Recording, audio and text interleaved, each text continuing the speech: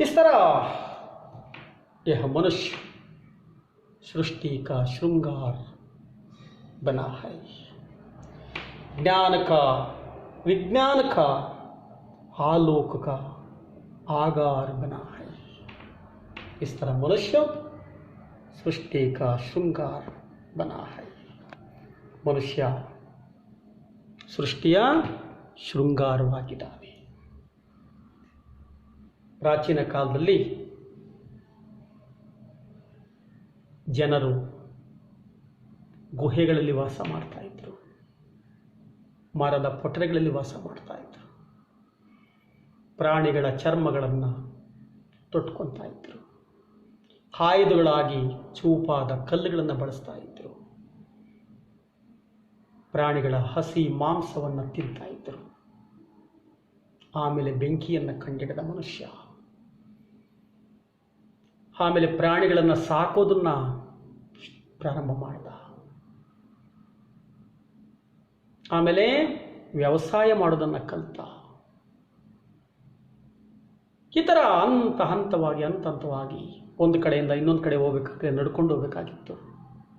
ರಥವನ್ನು ಕಂಡಿಡಿದ, ಸೈಕಲ್ ಕಂಡಿಡಿದ, ಟೂ ವೀಲರ್ ಕಂಡಿಡಿದ, ಫೋರ್ ವೀಲರು, ಅದೇ ಥರ ವಾಸ ಮಾಡೋದಕ್ಕೆ ಗುಡಿಸಲು ಕಟ್ಕೊಂಡು, ಮನೆ ಕಟ್ಕೊಂಡು, ಈ ಥರ ಹಂತವಾಗಿ ವಿಜ್ಞಾನದಲ್ಲಿ ಪ್ರಗತಿಯನ್ನು ಸಾಧಿಸ್ತ।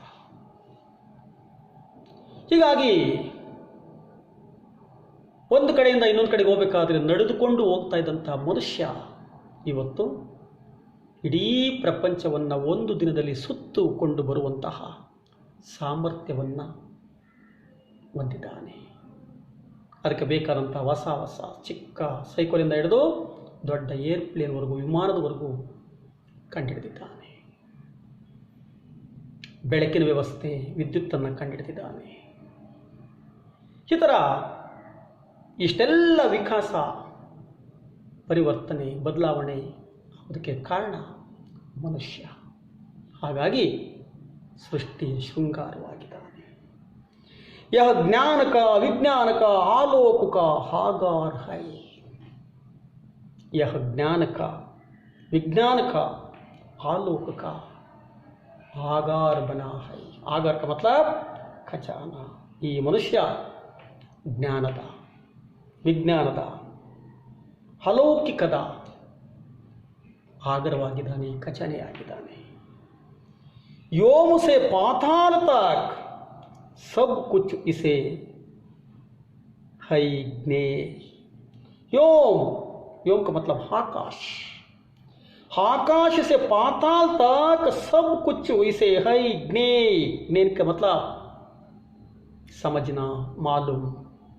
योम से, आसमान से, पाताल तक सब कुछ इसे मालूम है। सभी विषयों के बारे में इसे मालूम है। आसमान के बारे में, सौरयुग के बारे में, ग्रहों के बारे में, नक्षत्रों के बारे में, उपग्रहों के बारे में, धूमकेतु के बारे में, और पृथ्वी में रहने वाले,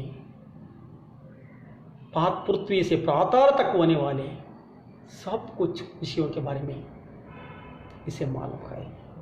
ಈ ಮನುಷ್ಯನಿಗೆ ಎಲ್ಲವೂ ಗೊತ್ತಿದೆ। ಆಕಾಶದಿಂದ ಪಾತಾಳದವರೆಗೂ ಎಲ್ಲವೂ ಗೊತ್ತಿದೆ ಮನುಷ್ಯನಿಗೆ, ಮಾನವನಿಗೆ ಎಲ್ಲವನ್ನೂ ಅರ್ಥ ಮಾಡ್ಕೊಂಡಿದ್ದಾನೆ, ತಿಳ್ಕೊಂಡಿದ್ದಾನೆ।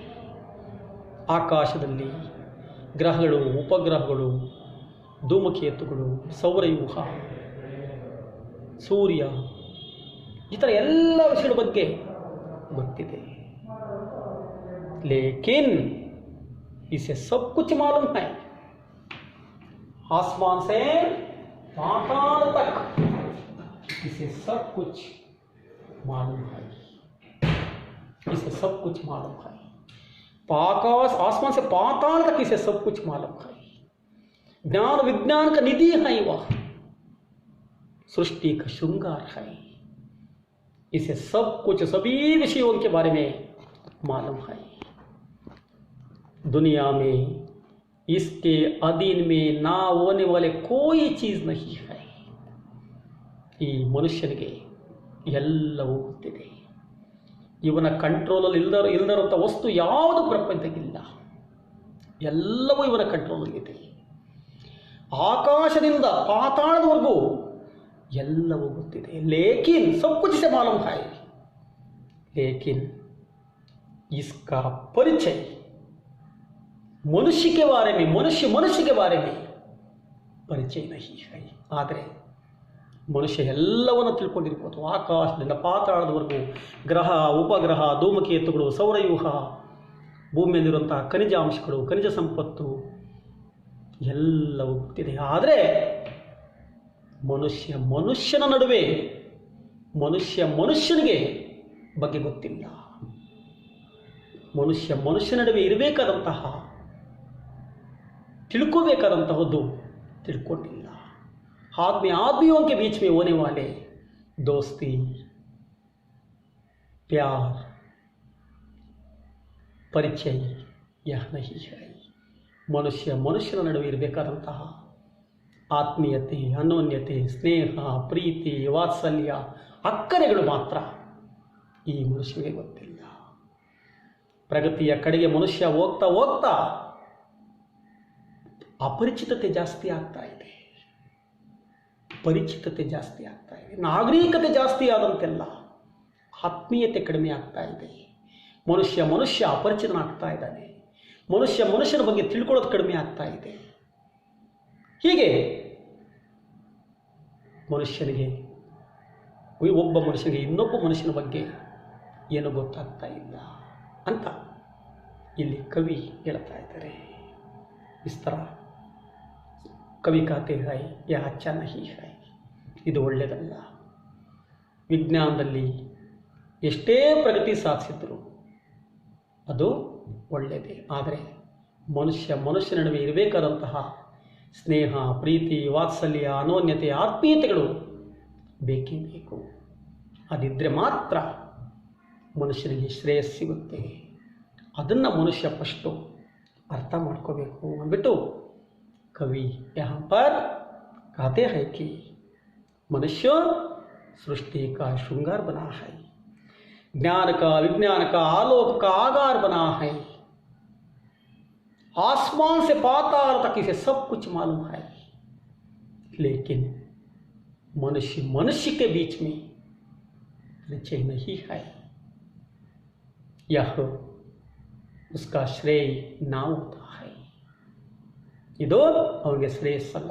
ಮನುಷ್ಯನ ನಡುವೆ ಇರಬೇಕಾದಂಥ ಅನ್ಯೋನ್ಯತೆ, ಆತ್ಮೀಯತೆಗಳು 21ನೇ ಶತಮಾನದಲ್ಲಿ ಇಲ್ಲ, ಅವು ಕಾಣೆ ಆಗ್ತಾ ಇವೆ. ಇದು ಅವನಿಗೆ ಶ್ರೇಯಸ್ಸಲ್ಲ ಅಂದ್ಬಿಟ್ಟು ಕವಿ ಇಲ್ಲಿ ಅಭಿನವ್ ಮನುಷ್ಯ ಅಂದರೆ ಏನಂದರೆ, ಎಷ್ಟೇ ಸಾಧನೆ ಮಾಡಿದ್ರು ಮಾನಸಿಕವಾಗಿ ತನ್ನನ್ನು ತಾನು ಸಂಕುಚಿತವಾಗ್ತಾ ಇದ್ದಾನೆ.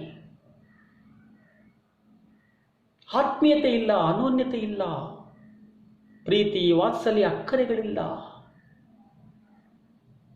ಹೀಗಾಗಿ ಎಷ್ಟೇ ವೈಜ್ಞಾನಿಕವಾಗಿ ಸಾಧನೆ ಮಾಡಿದ್ರು ಮನುಷ್ಯನ ನಡುವೆ ಆತ್ಮೀಯತೆ, ಅನ್ಯೋನ್ಯತೆ ಇಲ್ಲ ಅಂದರೆ ಅವು ಮನುಷ್ಯನಿಗೆ ಶ್ರೇಯಸ್ಸನ್ನು ತರೋದಿಲ್ಲ ಅಂತ ಕವಿ ಇಲ್ಲಿ 2ನೇ ಪ್ಯಾರದಲ್ಲಿ ಹೇಳ್ತಾರೆ. छात्रों, हम नेक्स्ट क्लास में बाकी विचार करेंगे. आपको धन्यवाद.